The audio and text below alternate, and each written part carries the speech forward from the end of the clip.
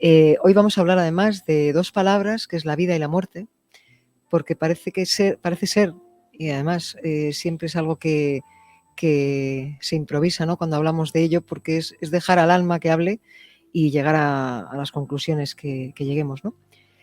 Hoy tengo la suerte, y digo que es una suerte porque tengo a una grandísima persona a mi izquierda, aparte de compañera, que es Pastora Barrios de Tovar. Buenas tardes, Pastora. Gracias por la invitación. Buenas tardes. Además, transmites tantísima paz que ya no voy a leer ni tu currículum, fíjate, ya vamos a empezar a hablar directamente porque Pastora tiene un currículum maravilloso, consejera, conferencista de formación, estudió en Nantes, en el curso de civilización francesa, en la Universidad de la Sorbona, cursos de civilización francesa, Instituto de Lengua Francesa en París, diploma y máster en teología en la universidad. Bueno, es que de verdad que si sigo no tenemos programa suficiente. Pero sí quería compartir este programa contigo. Lo habíamos hablado muchas veces, además de hacerlo, precisamente porque después de esta pandemia que nos pilló a todos a traspié y no esperábamos nunca, yo creo que ha hecho historia esto después de la peste negra, está cada vez aumentando más, por desgracia, el número de fallecimientos en un 33% del año pasado, en el 2022, y creo que hay que empezar a encararse con estas palabras, con la vida y con la palabra muerte, y hablar del duelo y hablar de muchísimas cosas interesantes.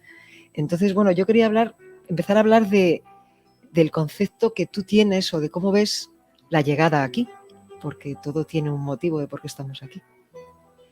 Mira, de verdad que agradezco muchísimo tu invitación y agradezco mucho tu pregunta, pero me has dejado tan emocionada con las palabras que has dicho al comienzo de la muerte y la vida, que yo quisiera comenzar por allí. Y es que la gente tiene temor a la muerte porque le tiene temor a lo desconocido. Uh-huh. Sin embargo, cuando mueres es cuando realmente comienzas una vida. Hay un libro de una psiquiatra que ella trabajó muchísimos años enseñándole a los niños a morir porque tenían cáncer y estaban en la fase terminal. Y ella lo explicaba de una manera muy, muy sencilla. Es como el capullo de seda, que el capullo de seda tiene una gran mariposa dentro. Y a medida que el capullo va envejeciendo, se va deteriorando, va muriendo, al final, cuando el capullo de seda muere, sale una gran mariposa. Preciosísima, además. Eso es.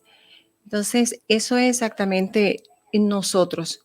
Cuando el capullo de seda, que es nuestro cuerpo, que comienza a deteriorarse por las enfermedades o porque hay un accidente y la persona muere, ese capullo de seda muere, pero nosotros salimos, que somos la mariposa y es el alma. Es el renacer. Exacto.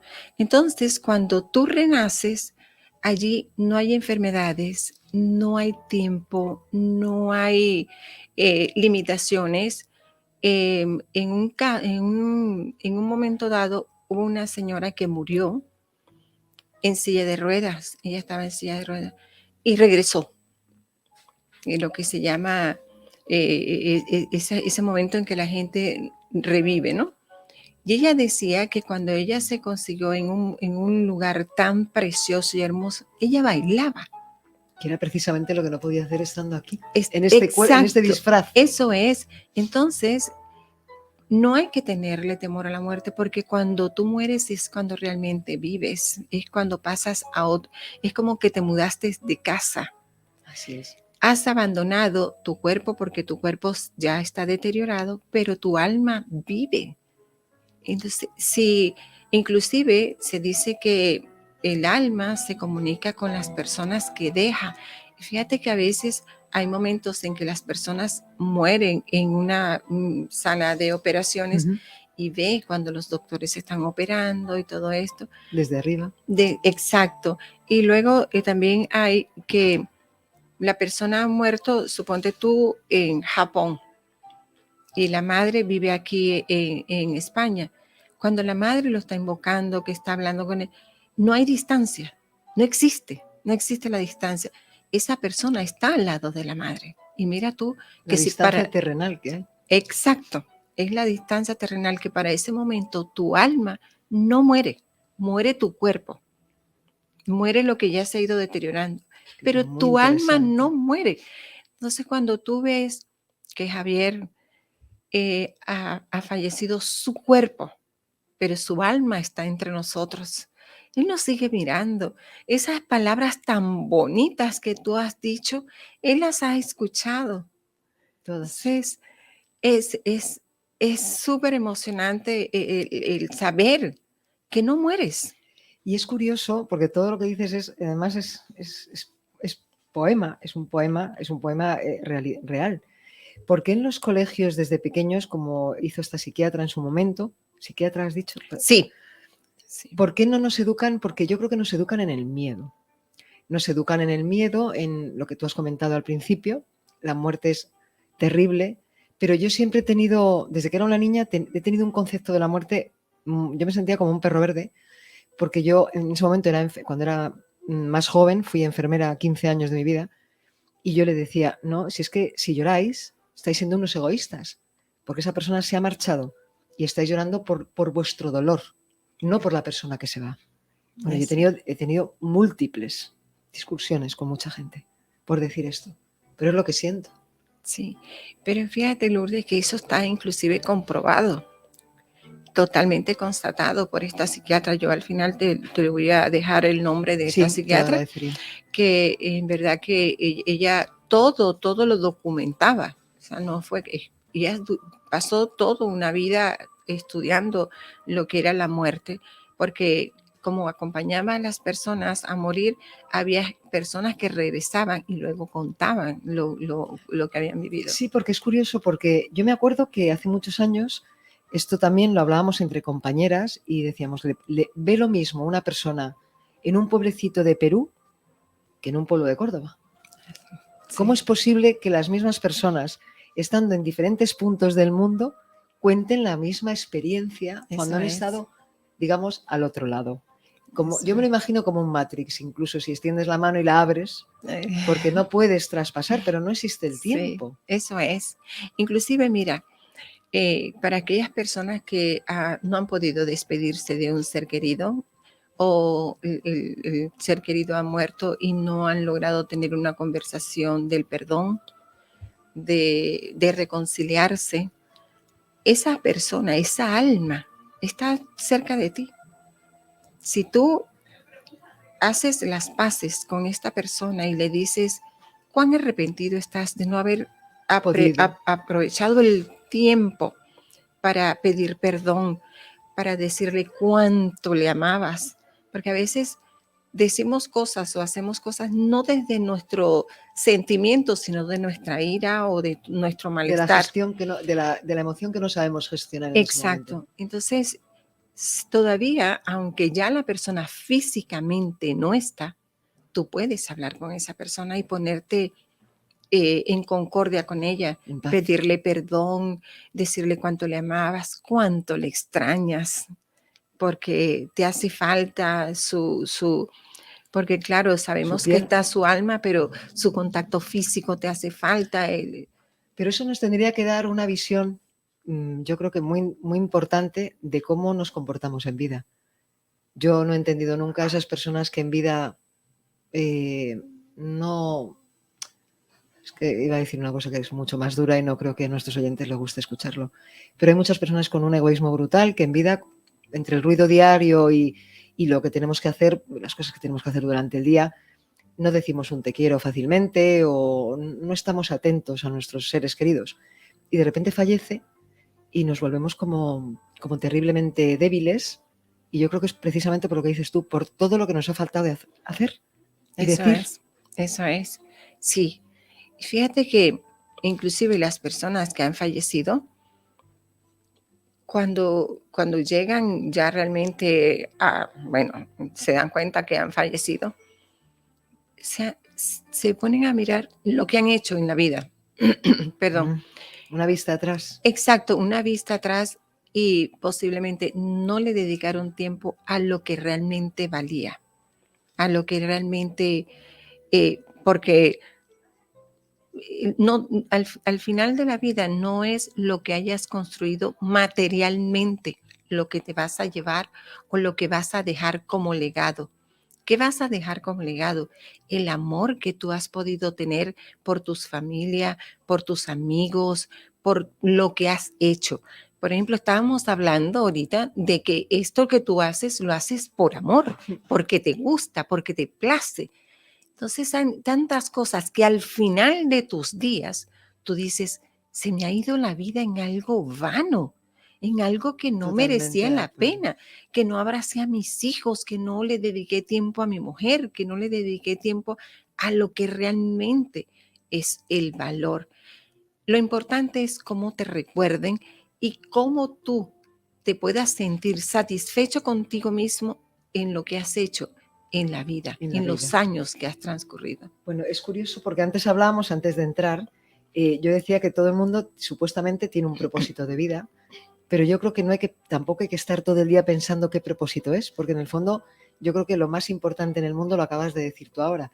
Y ahora en los momentos que vivimos, convulsos, tiempos de mucha historia rara, de una sociedad muy enferma, y que creo que es una carrera psicológica de resistencia ante lo que estamos viviendo, para mí lo fundamental en la vida es el amor, lo que Así tú has es. dicho antes.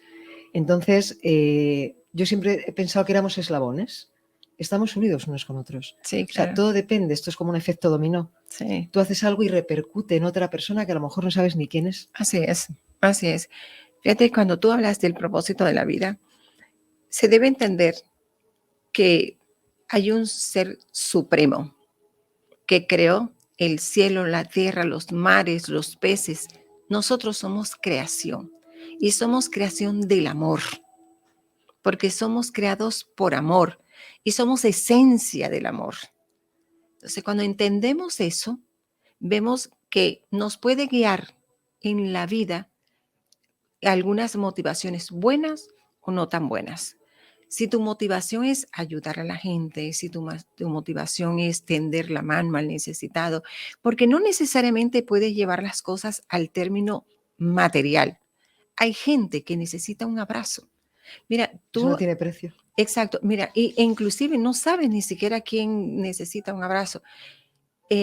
Ayer estaba hablando con una chica y yo cuando la vi, la abracé. No sé, esa cosa que sentí que la Sí, abracé.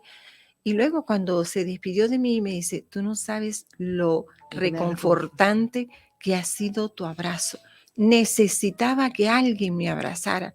Entonces, fíjate que no necesariamente lo debes llevar al A lo ámbito, tangible. sí, al ámbito económico. No, un abrazo, una compañía, una palabra. Bueno, Entonces, yo creo, y disculpa, a ver, yo creo que la peor enfermedad que además no buscas es la soledad.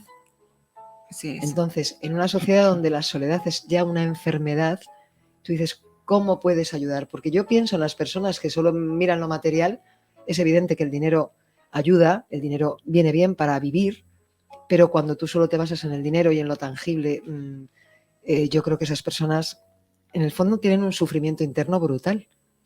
Una soledad. En una soledad, Una porque soledad. su vida la ha basado en lo material y no en lo espiritual.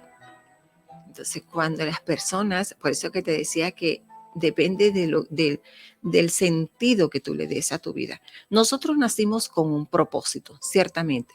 El propósito que es amar, porque somos hechos del amor, y permanentemente ayudar a aquellas personas que lo necesitan. Y como te decía, no necesariamente en lo material. Una persona, perdón, como tú dices, que la soledad, ¿por qué sientes soledad? Porque o has dejado a tu familia de lado para hacer un patrimonio y al final tú dices, me he sacrificado enormemente Por por mi mi familia. familia, pero tu familia al final te dice, oye, cuando necesitaba que tú estuvieras allí, no estabas. Cuando había un cumpleaños, tú no estabas. Era la ausencia siempre. Exacto. Entonces, ¿qué es lo primordial? Lo material o el amor que tú le puedas dar a tu entorno, a tu familia y a ti mismo. Porque a veces ni siquiera tú mismo te quieres. ¿Por qué no te quieres a ti mismo? Porque no le dedicas tiempo a tu salud, a tu alimentación, a hacer ejercicio, a nutrirte espiritualmente con una música, con un Es tu buen tiempo, libro. tu tiempo. Exacto, es tu tiempo. Entonces, si no te quieres a ti mismo, ¿cómo vas a querer a los demás? Si tú no te amas, no puedes dar lo que no tienes. Maravilloso. Cuando oyes somos energía inteligente, ¿tú crees cuando hablamos de esa energía universal, que es el amor? Eso es. Por no llamarlo Dios, porque aquí podemos llamarlo Dios, otros lo llaman en cada religión Buda, pero en el fondo todas las religiones tienen la esencia de que somos esa energía, ¿no? De que somos esa energía inteligente en ausencia de materia.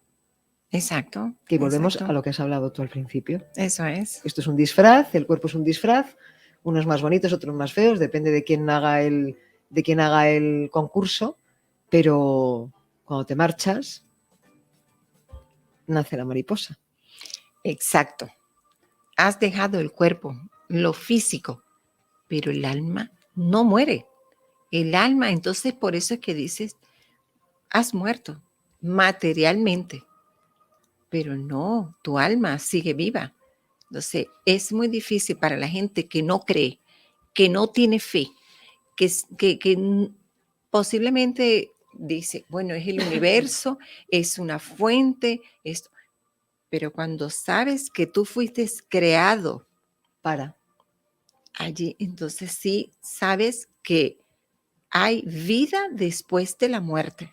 Y Sí. vida en grande, porque no hay enfermedades, no hay tiempo, no hay... Bueno, es más, cuando dices la frase, y es una frase que he oído hace muchos años, de decir, bueno, aunque me encanta la vida, evidentemente, yo estoy enamorada de la vida, pero es verdad que hay una frase que yo la he oído decir a ciertas personas y además con un nivel cultural bastante alto, no eran personas que, perdón, eran con un nivel cultural muy alto, pero también se lo he oído decir a personas que no han tenido esa suerte de tener esos estudios de, bueno, va llegando el momento de volver a casa. Eso es, eso es. Y cuando tú dices eso con 16 años, pues la gente te dice, esta está un poco loca, la verdad. Porque ¿dónde está su casa? Sí. Pero es la casa de todos. Es la casa de todos, exacto. Es la casa de quien te creó. De quien te creó. Y vuelves a tu casa. Eso es, eso es. Y vuelves a tu casa sin enfermedades, sin vejez. Con paz. Con paz, con ese amor con el que fuiste creado. Entonces, no hay que preocuparse por la muerte, no hay que temer a la muerte, porque realmente lo que le pasa a la gente es que teme a lo desconocido. Sí, pero es como cuando hablábamos, cuando eras pequeña y leías, por ejemplo, la Biblia, y decían, bueno, es que tú no crees hasta que no metes el dedo en la llaga. Si no lo estás viendo, es que la fe es eso, la fe es tener la capacidad de creer en lo que no estás viendo. Eso es, tal cual.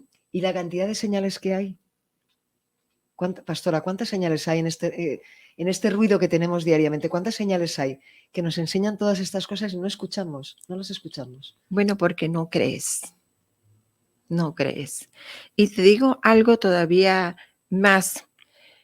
Cuando las personas mueren, no mueren solas. ¿Y a qué me refiero con esto? Tú ves a una persona que está agonizando, ¿verdad? Y te dice, mira, estoy viendo a Pedro. Resulta que Pedro tiene como 10 años de muerto. Entonces Pedro viene a buscarte porque te ha amado, te sigue amando y siempre ha estado cerca de ti cuidándote. Entonces Pedro viene a buscarte. Y a veces dicen, veo a mi abuelita, estoy viendo a mi abuelita. Entonces, los olores. Hueles a lo que olía a la colonia de tu abuela. Eso. Hueles a la colonia de tu madre. Notas. Es verdad que muchas veces te dicen, hay que racionalizar las cosas. Uh-huh. Sí, pero cuando las racionalizas y ves que no ha habido viento, ni hay nadie contigo, y a ti te está acariciando, haciéndote circulitos como te hacía tu madre, sí, ya no queda más. Es que es una señal que nadie te puede rebatir. Eso es, eso es.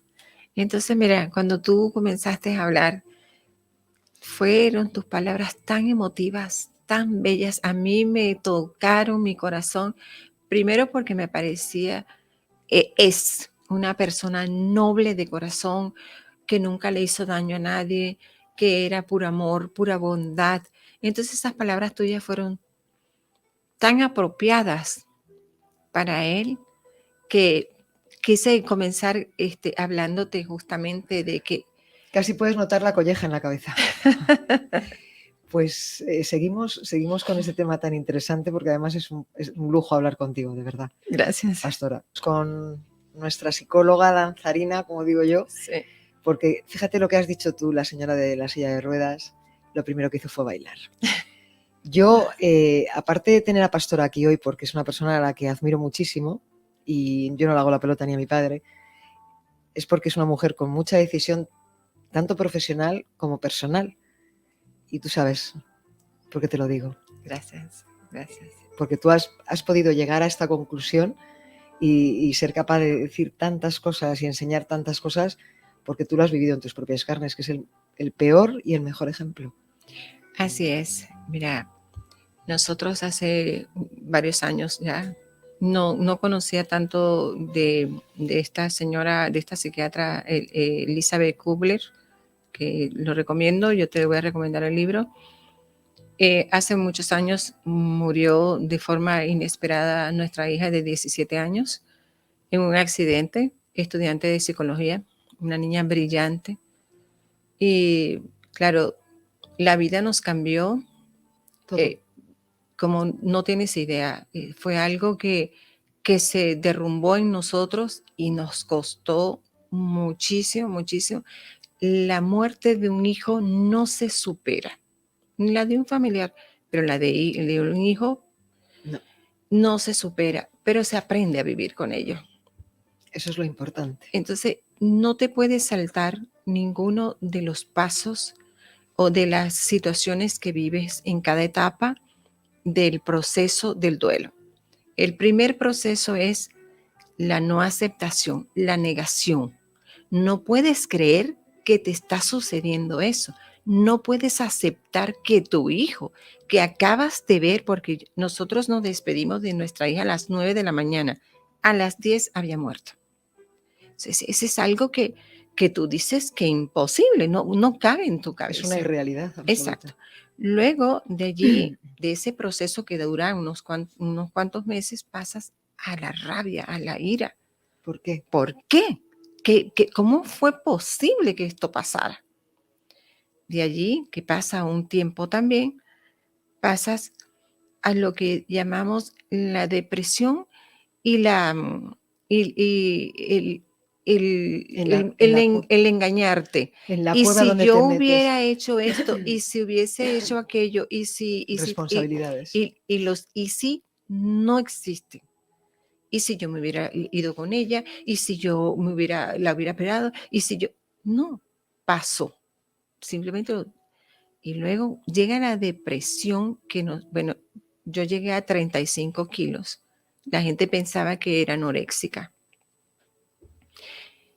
Y tuvimos que hacer un cambio radical inclusive de país, porque el psiquiatra... Y perdona, y además caminar los dos en paralelo, porque los dos supuestamente nunca tenemos la suerte de tener el mismo crecimiento personal, la pareja. No, mi esposo fue una ayuda y cuando nosotros llegamos, que cambiamos de país, como te dije, porque el psiquiatra nos lo recomendó, nos dijo, mira, si tú no cambias y buscas otro ambiente, hay que hacer otra tumba para ti, porque es muy difícil la forma en que, porque yo era de esas mamás gallina, que donde estaba la gallina estaban los pollitos debajo de sus alas, y íbamos todos los 7, porque nosotros tuvimos 5 hijas, y mi esposo y yo siempre los 7, para todas partes, nosotros 7. Y cuando llegó el momento de la depresión, que te digo que hice un bache muy grande, bajé más de peso, y yo veía a mi esposo que su angustia era que yo muriera también. Evidentemente. Él estaba aterrado Por ti. de ver que yo me estaba consumiendo como una vela que se iba mermando y en algún momento me iba a apagar.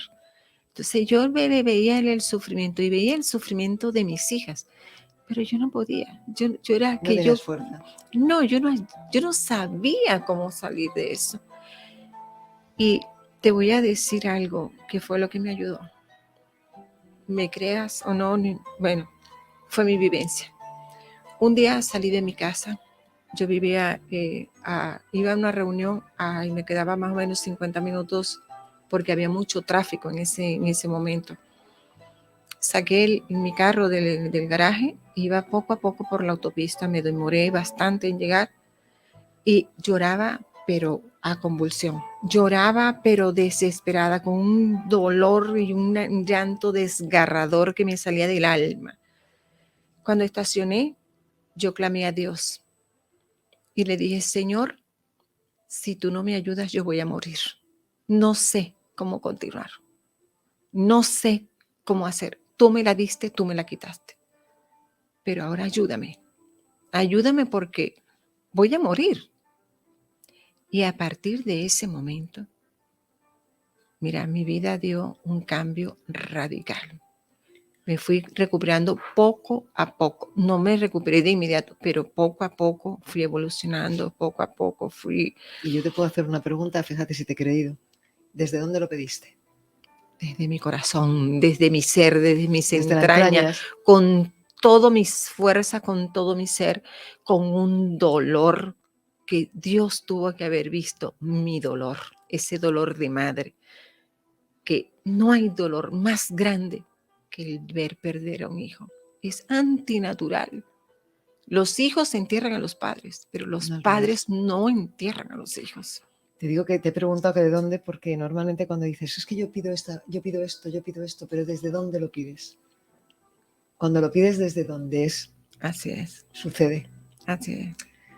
Bueno, no te puedo dar muchas gracias, te tengo que dar tantas gracias que me encantaría que estuvieras más días conmigo, porque hay una parte del programa que estamos viendo ahora con la productora, donde hay una parte de esto que la psicología, todos estos temas que nos interesan a todos muchísimo y que tanto nos cuesta hablar. Entonces a mí no me importa hablarlos, creo que es obligatorio, creo que es una obligación, y sobre todo lo que acabamos de hablar hoy, porque yo no diría que es vida y muerte, sino tendríamos que darle un concepto diferente, una acepción diferente a la palabra vida y a la palabra muerte.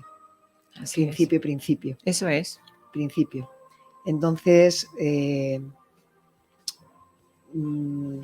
decirte que el próximo jueves o el siguiente, cuando tú tengas tiempo, podamos seguir hablando de esto. Gracias. Yo he visto hoy una frase que dice, nuestro destino es, como dice bellamente Ignacio Larrañaga, ser peregrinos de lo absoluto. Así es. Y nos quedamos con eso. Así Es más, directamente le voy a decir a mi técnico que pasamos a nuestro rincón del pensador y mientras escuchamos esa maravillosa música. Quería decirte cómo se llama el Sí, por libro. favor. Es de Elizabeth Kubler y se llama La muerte, un amanecer. Fantástico, porque así es. Así es. Así hemos podido salir muchos de los que estamos por aquí, de esos duelos difíciles de familia muy directa, pero como tú dices, viendo cómo se nos van, por ejemplo, en el caso tuyo, una hija que es la antítesis de lo que debe ser. Con lo cual agradezco mucho que estés aquí y que hayas hablado con esa decisión que te caracteriza. Gracias por la invitación. De verdad que ha sido un placer. Igualmente.